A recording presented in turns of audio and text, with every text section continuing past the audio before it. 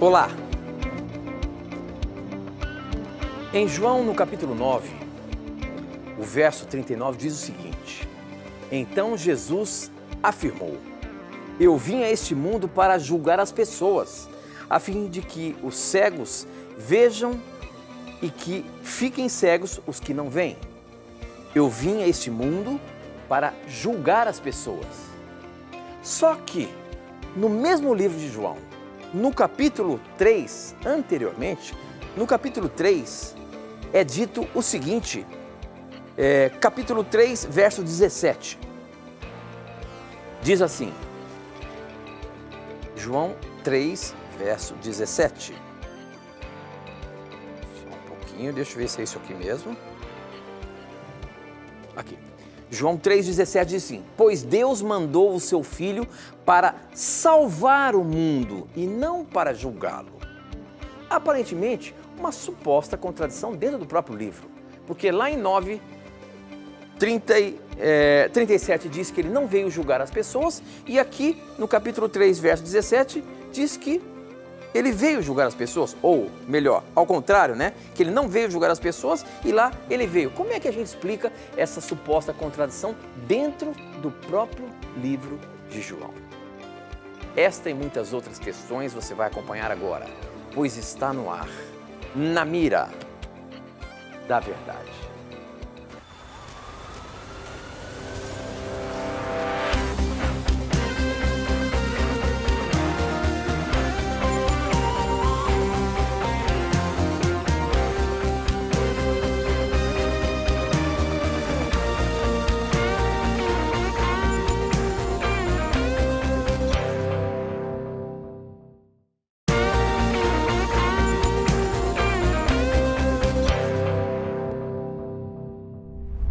Olá, seja muito bem-vindo. Estamos começando mais um programa Na Mira da Verdade. Este programa que você que acompanha a programação da Novo Tempo já conhece, é um programa de perguntas e respostas bíblicas ao vivo e você pode fazer a sua pergunta com as dúvidas que de repente você tem da palavra de Deus, alguma coisa sobre religião que a Bíblia fala, enfim, o que você quiser, nós vamos dar a resposta baseada na palavra de Deus. Então, faça a sua pergunta pra gente. Você que está chegando aí agora, talvez não conheça ainda o programa Zapiou, caiu aqui. Este é um programa, como eu disse, ao vivo de perguntas e respostas bíblicas. Você manda e eu vou defender você colocando alguém na mira da verdade para responder e dar a resposta na Bíblia. E quem é essa pessoa? É ele, professor Leandro Quadros. Tudo bem, professor? Tudo bem, Tito. Que bom que estamos aqui mais uma vez com você, amigo telespectador. Estamos na expectativa de recebermos as suas perguntas para juntos aprendermos o que a Bíblia tem a dizer. Obrigado pelo seu carinho, por você confiar no nosso programa. Se você assiste pela primeira vez, eu espero que tenhamos a sua confiança para estudarmos a Bíblia juntos mais vezes. Então, que Deus te abençoe e vamos aqui aguardar as suas perguntas.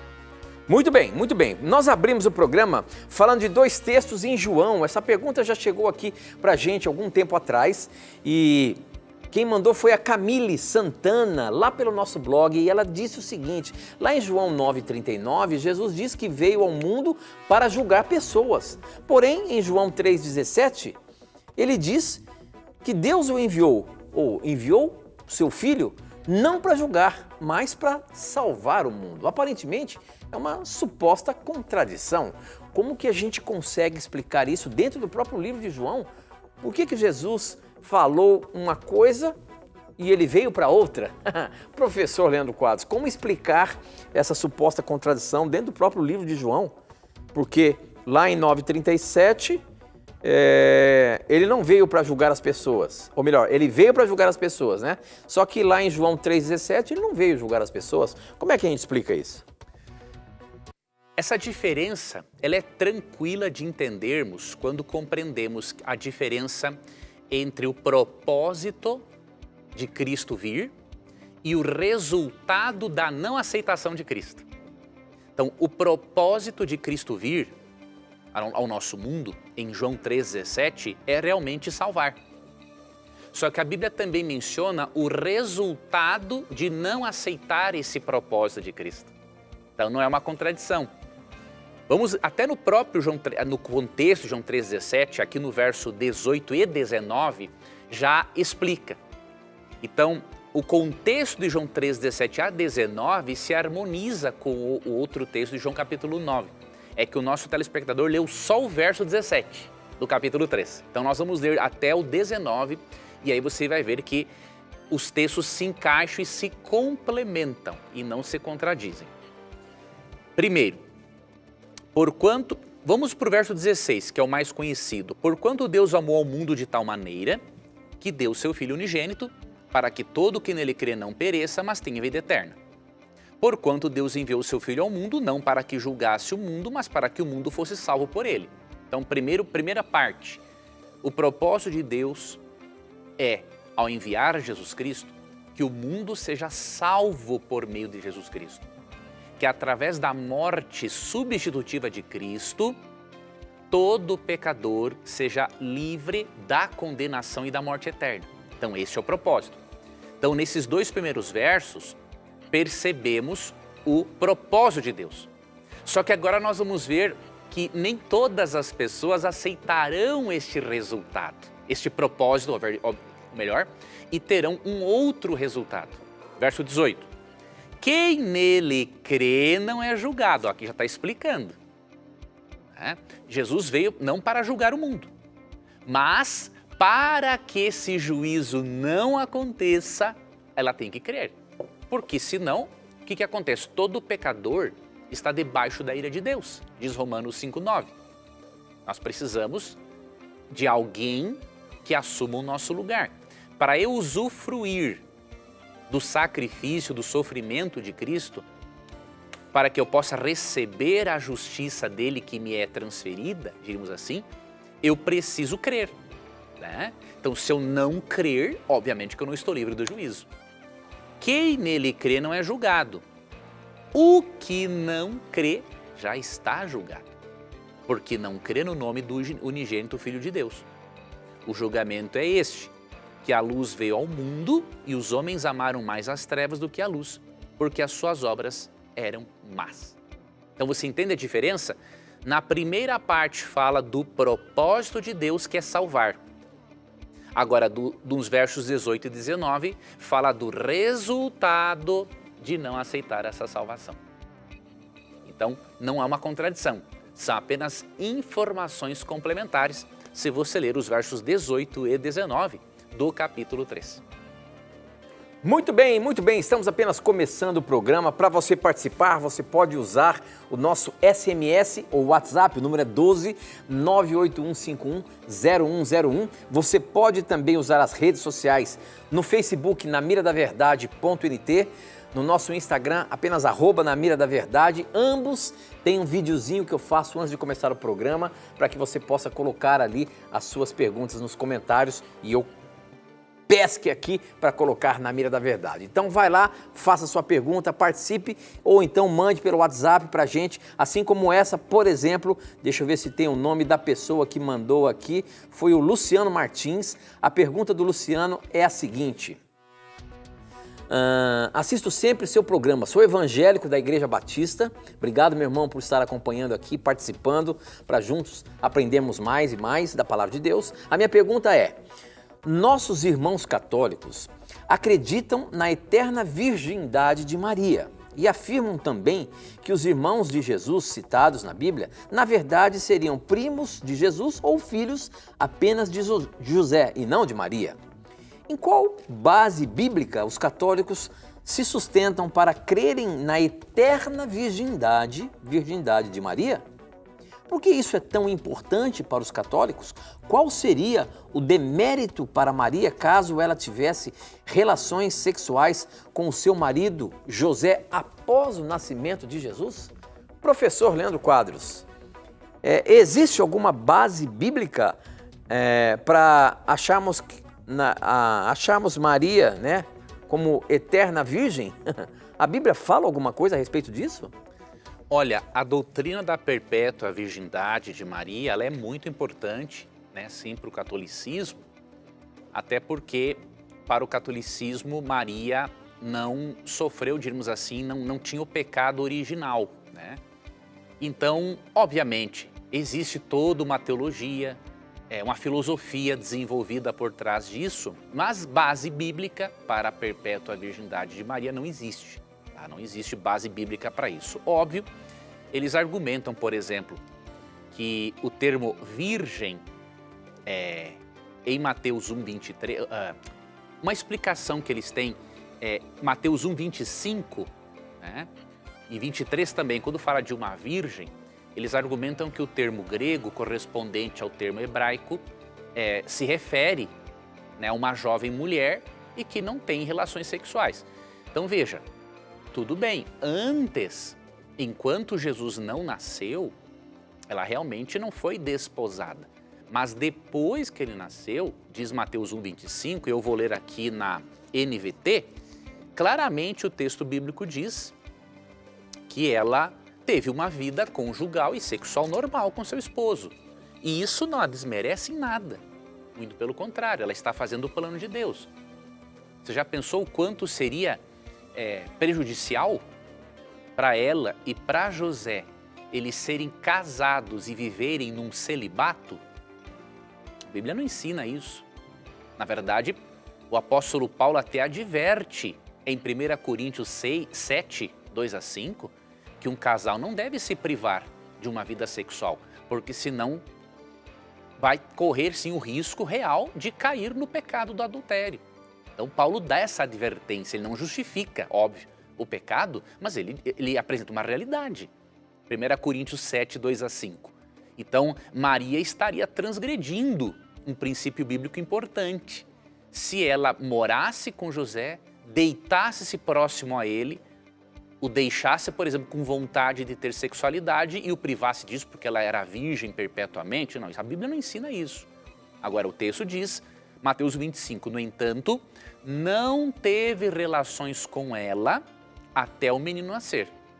E ele lhe deu o nome de Jesus. Então o que isso significa?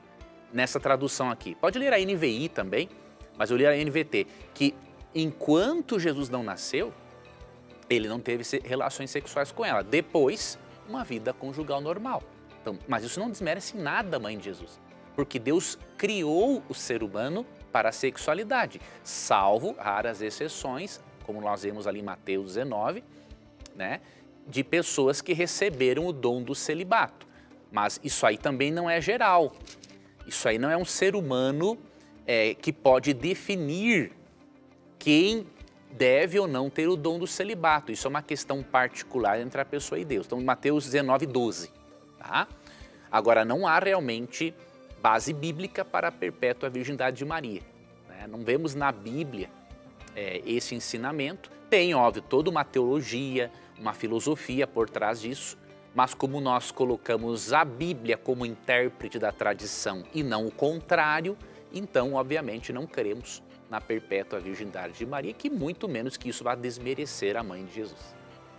Ok, muito bem.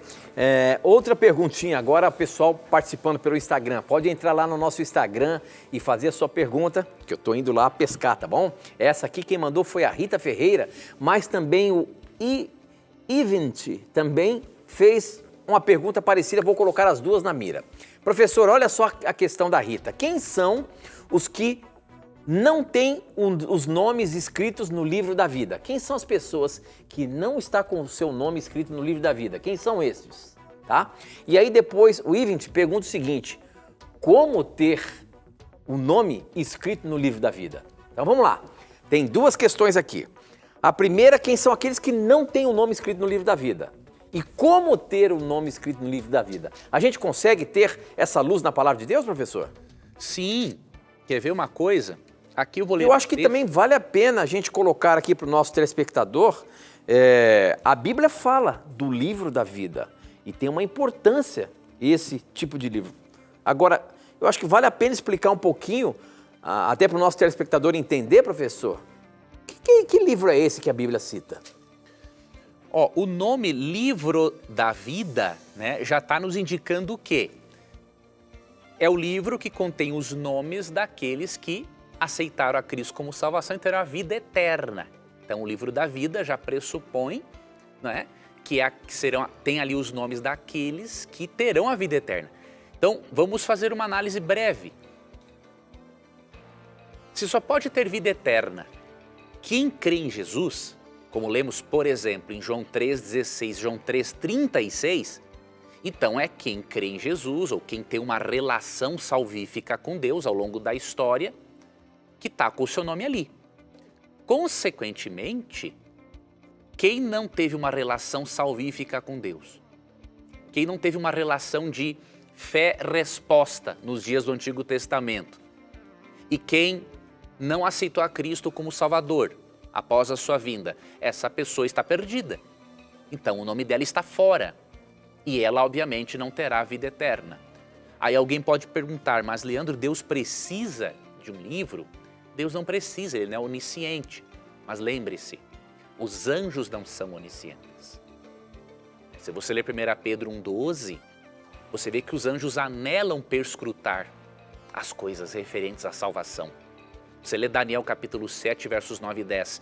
Ali se mencionam outros livros, outros registros no dia do juízo, para que os anjos entendam a forma como Deus lidou com o pecado dos pecadores.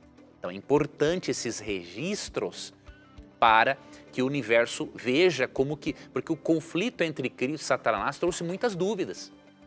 Não é? Então, se você ver, 1/3 dos anjos, diz Apocalipse 12, 1-4, foi expulso do céu com Satanás. Então, isso significa que questões muito sérias foram envolvidas e que trouxeram dúvidas sobre o caráter de Deus. Então, esses registros existem para isso. E Apocalipse 3:5, né? Há outros textos que mencionam o livro da vida, mas esse em especial diz assim: o vencedor será assim vestido de vestiduras brancas, e de modo nenhum apagarei o seu nome do livro da vida. Pelo contrário, confessarei o seu nome diante de meu Pai e diante dos seus anjos. Então, aquele que for vencedor, aquele que aceita a Cristo como Salvador pessoal, aquele que vence na sua vida cristã, aquele que não desiste de Jesus Cristo, esse estará com o nome no livro, tem o nome no livro da vida e estará salvo. Paulo fala também lá em Filipenses 4:3, há outros textos, mas eu vou ler só mais esse. Ele fala de que aquele que pertencia à fé cristã e não desistiu de Cristo, olha o que diz aqui, ó. Filipenses 4:3, ó. A ti, fiel companheiro de jugo, também peço que as auxilies, pois juntas se esforçaram comigo no Evangelho, também com Clemente e com os demais cooperadores meus, cujos nomes se encontram no livro da vida. Então Paulo fala aqui de cristãos que cooperaram com ele na pregação do Evangelho e que têm o nome no livro da vida. Então você quer ter o nome no livro da vida? Aceite a Cristo como Salvador, permaneça nele ao longo da sua caminhada cristã e o seu nome estará ali. Podemos dizer que pode estar vinculado a isso o batismo ou não? Não é claro no texto bíblico, né? Nós tradicionalmente cremos, a pessoa quando se batiza, ela está dizendo um sim a Jesus, então ela tem o seu nome no livro da vida. Mas nada impede de Deus, por exemplo, colocar antes. Às vezes uma pessoa pode se batizar por se batizar apenas por motivos de aparência, mas no coração não aceitou a Jesus. Então eu acho que é muito dogmático eu dizer, ó, é sempre assim que acontece a inclusão do nome do livro da vida. É no momento que aceita Jesus. Óbvio que no momento do batismo isso se efetiva de uma forma pública. Agora, o momento exato em que Deus coloca o nome no livro da vida, pelo menos para mim, isso a princípio não é claro no texto bíblico. Ok, muito bem, muito bem. Nós temos que ir para um intervalo rápido, mas aproveite aí o intervalo. Use as ferramentas que nós disponibilizamos para você mandar a sua pergunta para a gente. Pode usar o WhatsApp, o SMS 12 981510101. Pode usar também as redes sociais, Facebook, namiradaverdade.nt, tem um videozinho lá. E Instagram, @namiradaverdade, também tem um videozinho para você participar. Compartilhe esses vídeos para que mais pessoas possam mandar as suas perguntas para a gente. Estamos também transmitindo pelo YouTube. O nosso canal é Novo Tempo ao vivo. Você pode acompanhar a programação da Novo Tempo e agora estamos no ar ao vivo. Você pode mandar a sua pergunta pelos comentários do YouTube ali. Mas você precisa se inscrever também no canal do YouTube, hein? Então participe, nós vamos rapidinho para o intervalo e a gente volta já já.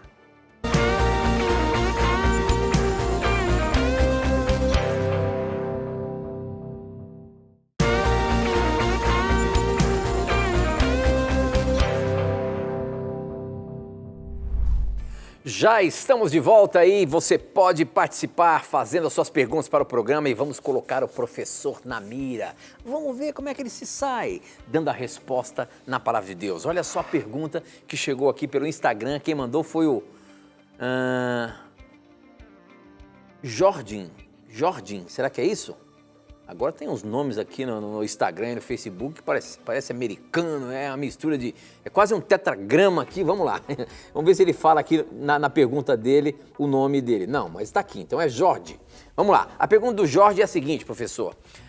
Olá, na mira da verdade, eu gostaria primeiramente de agradecer a Deus. Eu espero que vocês respondam a minha pergunta. A sua pergunta foi pescada, meu irmão. E ele diz o seguinte: Leandro, eu tenho dúvida a respeito da fogueira santa. O que significa fogueira santa? E se realmente Deus pede sacrifícios dos seus bens materiais, de tudo que você tem? E se Deus determina a fogueira santa ou é a igreja que pede e se é de acordo com a palavra de Deus também? Espero que vocês respondam a minha pergunta. Então vamos lá, professor. Esse termo fogueira santa é da palavra de Deus, é da Bíblia? E qual que é o sentido dessa fogueira santa? E que ele disse aqui é que às vezes se pede para que se queime tudo o que é os seus bens. Eu não sei bem ao certo, não sei se alguma igreja está pedindo isso, professor. Então a gente queria colocar na mira aqui a pergunta do Jorge. Veja, o que eu me recordo agora, eu já vi algumas igrejas utilizando isso, né?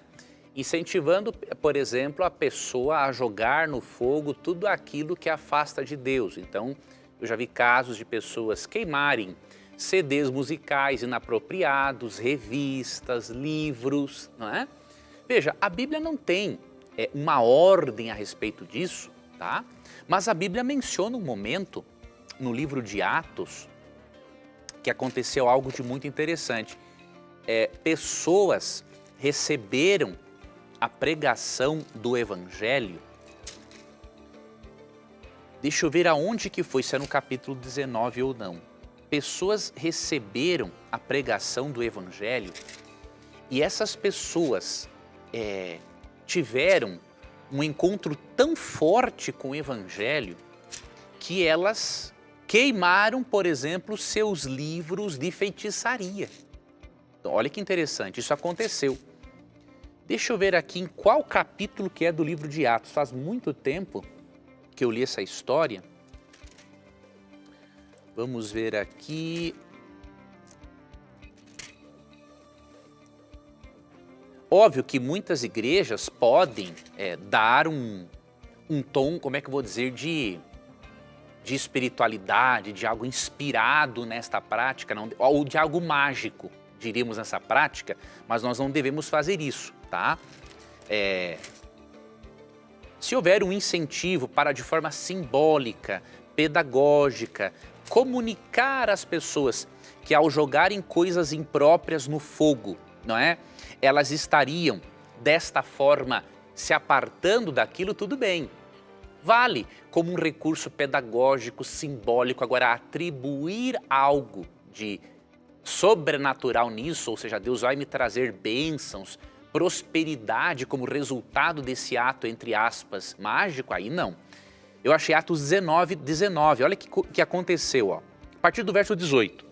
Muitos dos que creram vieram confessando e denunciando publicamente as suas próprias obras. Também muitos dos que haviam praticado artes mágicas, reunindo os seus livros, os queimaram diante de todos. Calculados os seus preços, achou-se que montavam a 50.000 denários, já é muito dinheiro, tá? Então a quantidade de material queimado, e aí o verso 20, assim a palavra do Senhor crescia e prevalecia poderosamente. Veja que ao eles queimarem esses livros de artes mágicas, isso foi o resultado de uma conversão, de um profundo sentimento de arrependimento e de reconhecimento do erro. Mas eles não fizeram nada com o propósito de despertar em Deus algo que os tornasse prósperos, por exemplo. Não, isso aqui foi o resultado de uma conversão genuína. Então, dependendo da forma como uma igreja se utiliza disto, pode ser uma forma errada. Tá? Então avalie, se isso for o resultado de um coração convertido, tudo bem. Agora, se for simplesmente marketing para tirar dinheiro das pessoas, está realmente errado. Muito bem, muito bem. Olha só a pergunta que chegou aqui no nosso WhatsApp. Deixa eu ver aqui quem que mandou essa pergunta. Foi o Neua. Neua pergunta o seguinte: por favor, podem me ajudar? Não, Neua é o nome que está no WhatsApp. Na verdade, o nome é Maria Hilda. Olha só, a pergunta da Maria Hilda é o seguinte: meu professor da escola sabatina afirma que os filhos que o Senhor deu a Jó depois da provação foram os mesmos que tinham morrido e ele os ressuscitou. Mas eu não entendo assim. Por favor, podem me ajudar? A Bíblia fala que os filhos que Deus deu novamente a Jó pode ter havido aí uma ressurreição dos que tinham morrido, professor? Ou foram outros filhos? Não, realmente, quando nós lemos, Tito, aqui, o capítulo 42, a partir do verso 10, né, que fala da restauração que Deus fez na vida de Jó, o verso 13 ele é muito claro. Também teve outros 7 filhos e 3 filhas. Então, esse pastor tirou isso simplesmente da cabeça dele. O texto não, acho que é um irmão de igreja, viu? Foi um irmão de igreja que disse para ele? É. Então, esse irmão de igreja que disse isso para ele, tirou isso da própria mente, né? Porque a Bíblia não ensina que foi uma ressurreição. Qual é o texto bíblico? Jó 42, verso 13. É bem claro, também teve outros 7 filhos e 3 filhos. Então, as pessoas acabam tirando coisas, né?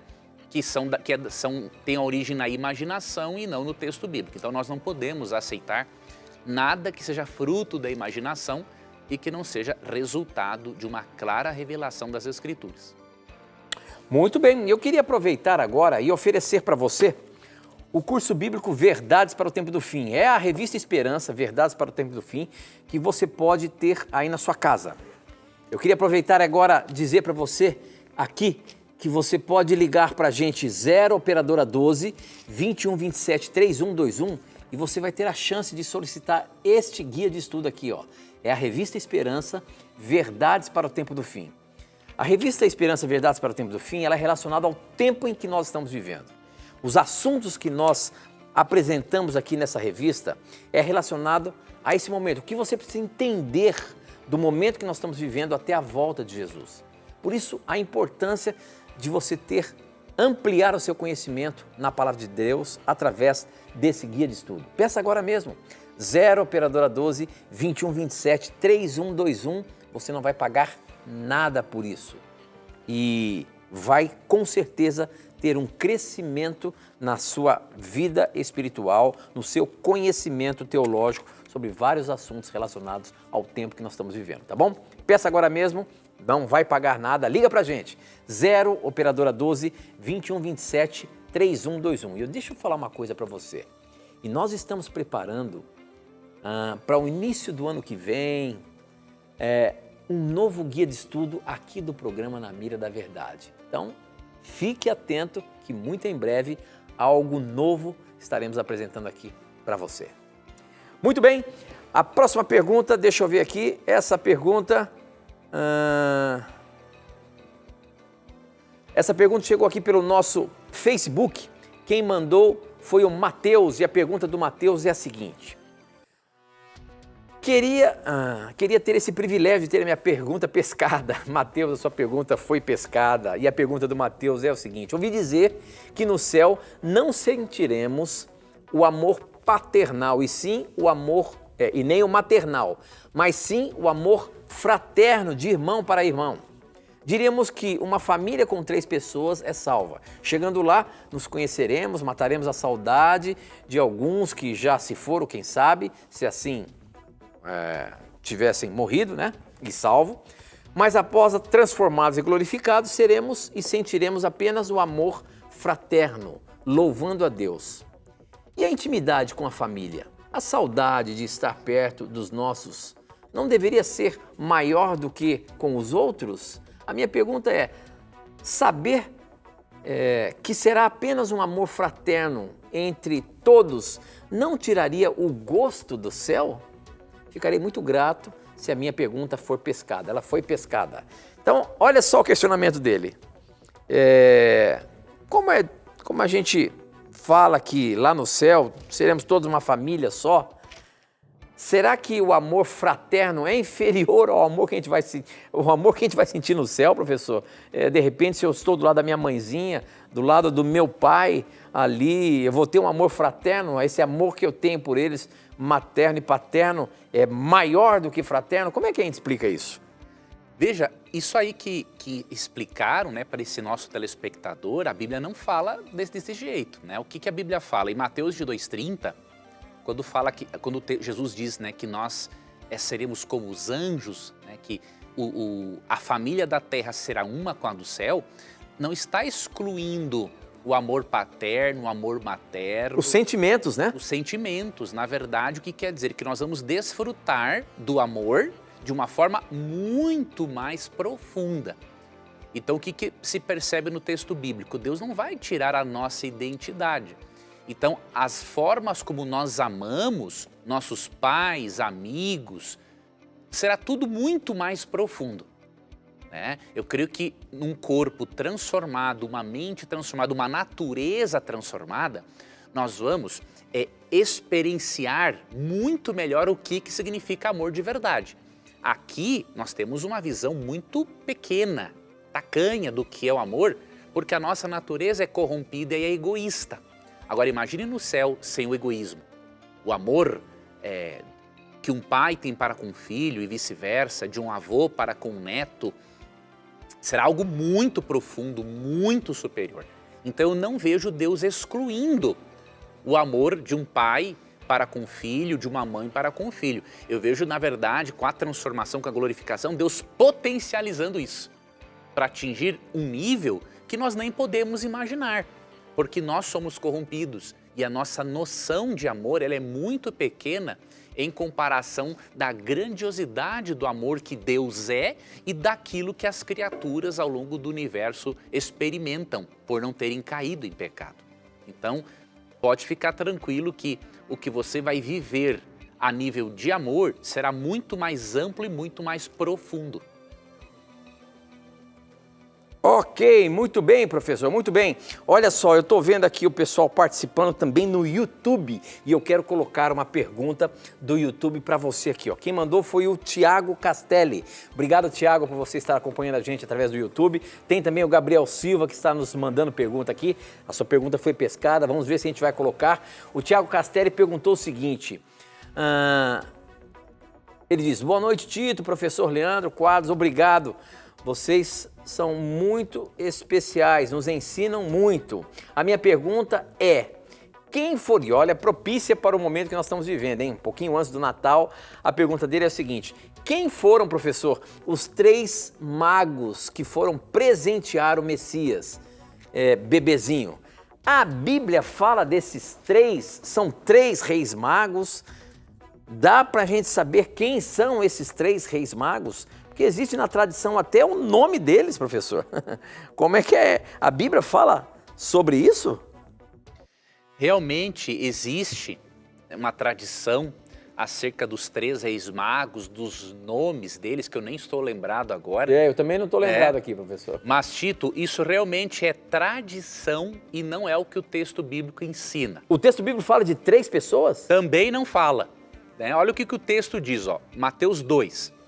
Tendo Jesus nascido em Belém da Judéia, em dias do rei Herodes, eis que vieram uns magos do Oriente a Jerusalém. Então não diz o número. E perguntavam, onde está o recém-nascido rei dos judeus? E aí depois vem aqui a descrição. Quando fala dos presentes dados para Jesus, aqui diz o seguinte, ó. versículo 11, por exemplo. E entrando na casa viram um menino com Maria sua mãe, prostrando-se o adoraram, e abrindo seus tesouros entregaram-lhe suas ofertas, ouro, incenso e mirra. Então, alguns deduzem que cada um pode ter dado, por exemplo, um deu ouro, outro deu incenso, outro deu mirra. Então seriam 3, mas não é isso que o texto diz. O texto não fala o número de pessoas, só fala que entre os presentes estavam ouro, incenso e mirra. Então a Bíblia não diz quantos magos eram, não diz qual é o nome deles. Agora, uma observação importante aqui. Quando vemos aqui a palavra mago, na nossa tradução, tendemos a pensar que eram pessoas que praticavam magia.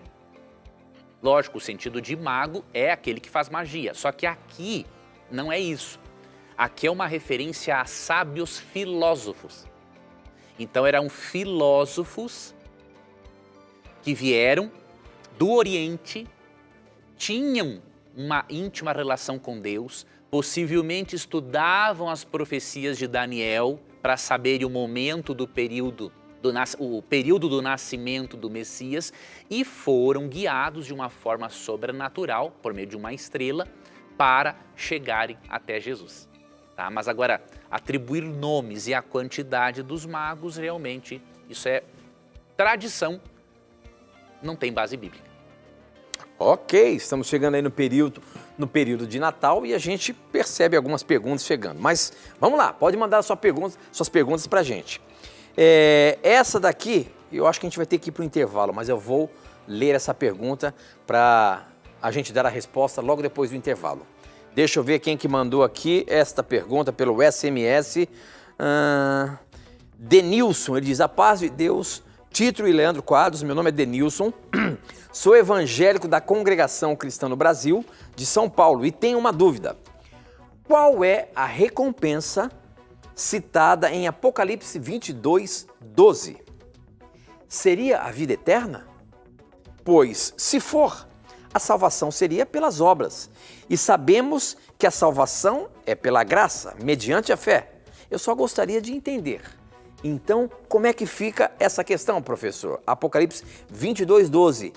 Seria a vida eterna a nossa recompensa? Esta você vai ver logo mais, depois do intervalo a gente volta já já.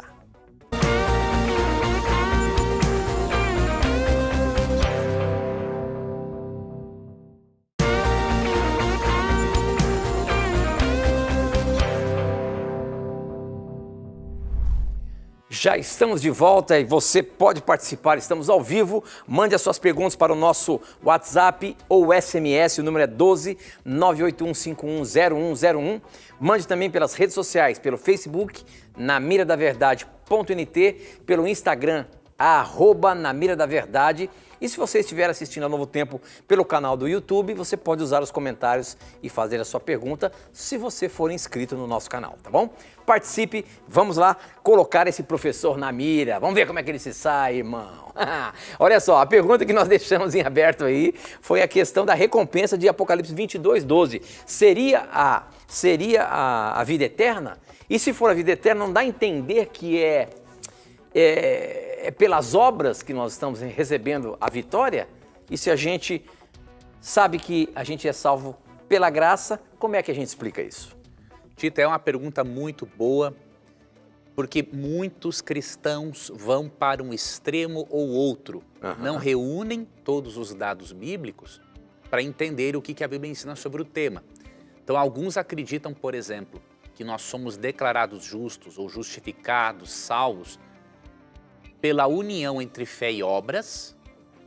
Outros acreditam que pelo fato de sermos salvos pela fé, as obras não têm importância alguma. São dois extremos perigosos para a fé cristã, porque não condizem com a revelação bíblica. O que nós temos que entender?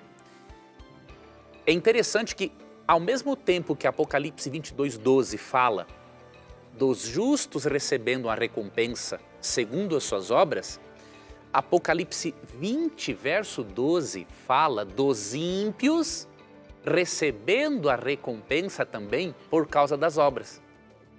O que isso nos mostra? Como entendermos isso? Um dos textos, entre outros, né, óbvio, que vai nos dar uma luz muito importante, Tiago 2,26. Porque assim como o corpo sem espírito é morto, assim também a fé sem obras é morta. Está aqui a explicação. Nós somos salvos unicamente pela fé em Cristo. As obras não fazem parte deste processo de justificação. Isso é claro, por exemplo, em Efésios 2, 8 e 9. Efésios 2, 8 e 9 diz assim: pela graça sois salvos mediante a fé, isto não vem de vós, é dom de Deus, não de obras para que ninguém se glorie. Porém, o verso 10 diz o seguinte: pois somos feitura dele, em Cristo Jesus, somos criados por Deus, gerados por ele, passamos pelo novo nascimento, para as boas obras, as quais Deus de antemão preparou para que andássemos nelas. Então, olha, a salvação é unicamente pela graça de Deus e a recebemos pela fé. Só que a verdadeira fé, ela é operante.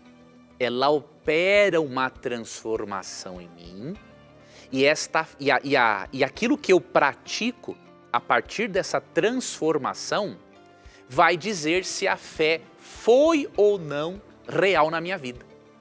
Não tem como o indivíduo dizer, eu fui salvo pela fé e aí continua sendo o mesmo. Que conversão é essa? Isso não é conversão. 2 Coríntios 5,17 diz que quem está em Cristo é uma nova criatura. Em todo o capítulo 6 de Romanos, Paulo defende a ideia de que nós que vivemos agora no Espírito Santo, não vivemos na carne. Então você percebe? Por que a salvação é pela fé e o juízo envolve as obras? Porque as obras são uma demonstração do tipo de fé que você tem. Se é a fé bíblica ou se não é.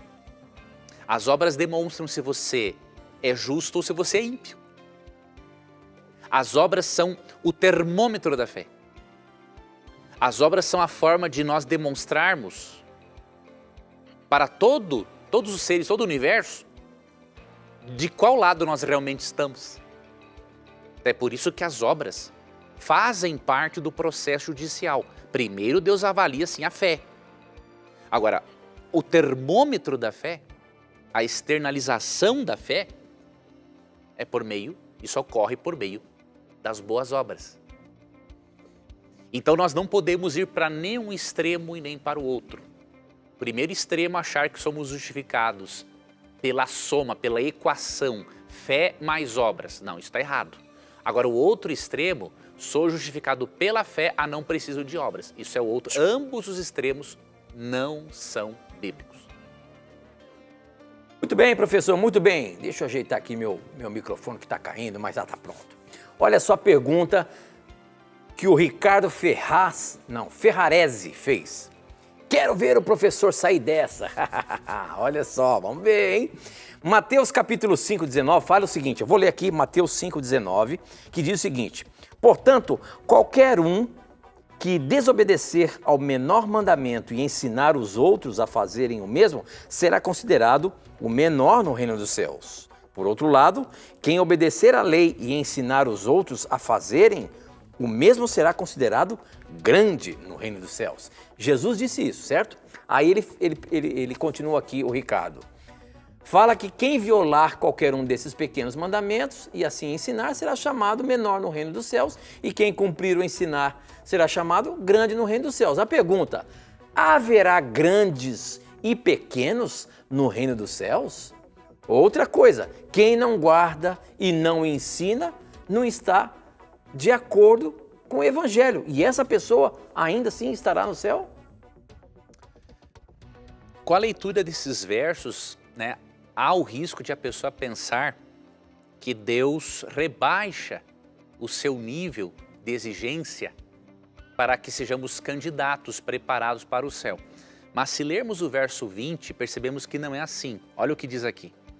Porque vos digo que, se a vossa justiça não exceder em muito a dos escribas e fariseus, jamais entrareis no reino dos céus. Então o que Cristo está dizendo? Deus não rebaixa o nível dos seus candidatos ao reino dos céus. Ele até diz aqui que se a nossa justiça não exceder a dos escribas e fariseus, jamais entraremos no reino dos céus. Então Cristo não apresenta aqui dois grupos de salvos, aqueles bem fiéis e aqueles mais ou menos. O que ele está dizendo aqui é que alguns estarão lá e outros não. Agora, por que o verso 19 diz que será considerado o mínimo no reino dos céus? Não é porque ele estará lá, mas aqueles que estarão lá o considerarão assim. Com uma pessoa mínima, com uma pessoa que fez o mínimo por Deus, que não foi totalmente fiel, e esses que estarão lá considerarão a pessoa assim. Mas não significa que Deus vai levar dois grupos, um que foi bem fiel e outro que foi meia boca, não. Porque no verso 20 ele fala que se o indivíduo não exceder a justiça dos fariseus e escribas, ele jamais entrará no reino dos céus. Então tem que ler o verso 20 para poder chegar a esta conclusão. Muito bem, eu quero colocar agora uma pergunta que está aqui no painel. Essa pergunta a produção recebeu e mandou para a gente aqui. Vamos ver, professor, a pergunta que está aqui na nossa parte tecnológica é a seguinte: a partir do momento da transfiguração, Jesus foi transportado para outra dimensão? Olha só, essa questão de dimensão, professor, isso existe de fato? Quando Jesus estava ali na transfiguração, ele foi transportado para uma outra dimensão? Como é que a gente pode dar essa resposta na Bíblia, professor? Existe sim o mundo, a dimensão espiritual, mas aqui em Mateus 17 não. Aqui o texto é bem claro, no verso 2. Vamos ler do verso 1 e 2. 6 dias depois, tomou Jesus consigo a Pedro e aos irmãos Tiago e João e os levou em particular a um alto monte. E foi transfigurado diante deles. Então Jesus não foi para uma outra dimensão pelo fato de que ele se transfigurou diante de Pedro, Tiago e João. Então não há como nós crermos aqui que Cristo tenha ido para uma outra dimensão, não há um propósito no texto para isso. Ele se transfigurou diante deles, nesta nossa dimensão. Agora, existe um mundo espiritual, sim, né? Não há como nós negarmos isso, a própria Bíblia ensina essa realidade espiritual, mas aqui Jesus foi transfigurado na presença deles, ele não foi para uma outra dimensão. Muito bem, muito bem. Eu gosto de dizer para você, telespectador, para você não ter preconceitos, perguntar o que você quiser. O objetivo nosso é a gente aprender do livro sagrado. Então, com certeza, às vezes, estudando, a gente se depara com uma que talvez para muitos seja algo simples, mas para a gente não. Não se preocupe, manda para a gente. Se ela for pescada, você terá a resposta na palavra de Deus. Olha só a pergunta, deixa eu ver se tem o nome dessa pessoa aqui. Flávio Souza, ele é de Salvador, na Bahia, diz que é muito fã do programa. Obrigado, Flávio, por você mandar a sua pergunta pelo SMS. A pergunta dele é a seguinte: eu gostaria de saber, professor, por que Eva não foi criada da mesma maneira que Adão, ou seja, do pó da terra? Então vamos agora tentar ver o que a Bíblia nos fala sobre esse assunto. Será que Eva não foi criada assim como Adão foi criado, ou seja, do pó da terra? Porque a Bíblia diz que da costela de Adão saiu Eva. Como é que é isso, professor? Veja, óbvio que todas as razões para Deus fazer assim é só conversando com Ele pessoalmente, né? Agora, aqui no texto bíblico, né, você vê o seguinte: Deus formou o homem do pó da terra, diz Gênesis 2:7, e Eva ele formou a partir da costela, ou seja, a base é a mesma, diríamos assim, porque já que o ser humano veio do pó da terra, Adão veio do pó da terra, e Eva foi feita a partir de uma costela dele, ela também, diríamos assim, de uma forma indireta, é do pó da terra. Agora, de uma forma direta, da costela do homem. Por quê? Deus fez Eva de uma forma muito especial. Deus tirou-a de um pedacinho do corpo de Adão para ilustrar, para a humanidade, para o casal, um pouquinho da unidade essencial que existe entre as três pessoas da Trindade. Olha que interessante. Quando você lê Gênesis 2:24 e diz que os dois eram uma só carne, o mesmo termo hebraico para uma só carne, o termo echad, ele aparece em Deuteronômio 6:4, para dizer que Deus é único. Echad. Echad expressa uma unidade plural. Óbvio, Deus não está falando da Trindade em Deuteronômio 6, até porque ele não se revelou.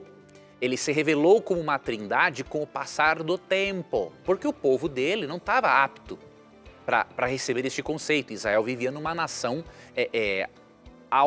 rodeada de nações politeístas. Agora, olha que interessante, o mesmo termo para se referir à unidade composta, ou seja, uma só carne, mas formada por duas pessoas, é usado lá em Deuteronômio 6:4. Para mostrar o quê? Que esta unidade que há na divindade, ela também é composta, não é nada isolado. Então Deus cria Eva a partir de Adão para nos ensinar alguma coisa sobre esta unidade essencial que existe entre as três pessoas da Trindade. É por isso que a relação conjugal, ali em Gênesis 2, tem esse propósito de refletir esta unidade essencial, na essência que existe entre o Pai, o Filho e o Espírito Santo. E aí tem um comentário também, que eu não lembro agora de qual comentarista, foi um pai da igreja, não lembro agora, que é bem interessante a aplicação homilética que ele faz, né? Que ele diz assim, ó, Deus não fez Eva a partir de um osso da cabeça de Adão para não ser superior a ele. Deus não fez Eva a partir de um osso do pé de Adão para ela não ser inferior a ele. Deus fez ela de uma costela, ou seja, do lado, para mostrar que ela é igual a ele e que é um complemento a ele. Então esse comentário, eu acho, essa aplicação homilética, eu acho muito correta, porque reflete realmente a ideia de que homem e mulher são a imagem e semelhança de Deus. Ok, nós temos ainda 2 minutinhos, cabe mais uma pergunta e olha só como ele fez. Fala Tito, fala Leandro, acompanho vocês já faz um tempo, desde o tempo em que Leandro tinha cabelo escuro. Olha aí. Sou do Rio de Janeiro, me chamo Jefferson e vocês são uma bênção. Me tira uma dúvida, qual a melhor tradução da Bíblia para fazer estudos bíblicos? Olha aí, professor, como que a gente pode ajudar o nosso telespectador aí com relação a que tipo de Bíblia a gente pode ter para poder ensinar as outras pessoas? Muito boa pergunta. A tradução melhor para fazer estudos bíblicos sempre serão as traduções mecânicas, diríamos assim. Ou seja, aquelas em que o tradutor se esforça sempre ao máximo para traduzir como se encontra no original. Existem as traduções livres, essas não são recomendáveis para estudo bíblico. O que é uma tradução livre? O tradutor apresenta o texto, óbvio, ele quer apresentar de acordo com o original, mas ele tem a liberdade de dar uma interpretada no texto. Então, por exemplo, Nova Tradução na Linguagem de Hoje, Bíblia, A Mensagem, são traduções livres, não recomendo para estudo bíblico, apenas para alguma leitura devocional. Agora, para estudo, quanto mais mecânica for, obviamente melhor. Aí tem várias. Nova Versão Internacional, Nova Versão Transformadora, Nova Almeida Atualizada, King James e por aí vai. Ok, professor, muito bem. É bom que a gente vai aprendendo e descobrindo maneiras de poder ajudar outras pessoas também. Obrigado mais uma vez pelas respostas aí na Palavra de Deus. A gente se encontra a semana que vem, se Deus quiser. Obrigado, Tito, por mais uma vez aí trazer as perguntas dos nossos amigos. Que Deus abençoe a você, amigo telespectador. E lembre-se que aqui no nosso programa, sempre que você aparecer por aqui e tiver coragem de perguntar, a Bíblia terá coragem de lhe responder. E aqui você já sabe, os seus questionamentos e as suas dúvidas sempre estão na mira da verdade. Até o nosso próximo encontro. Tchau.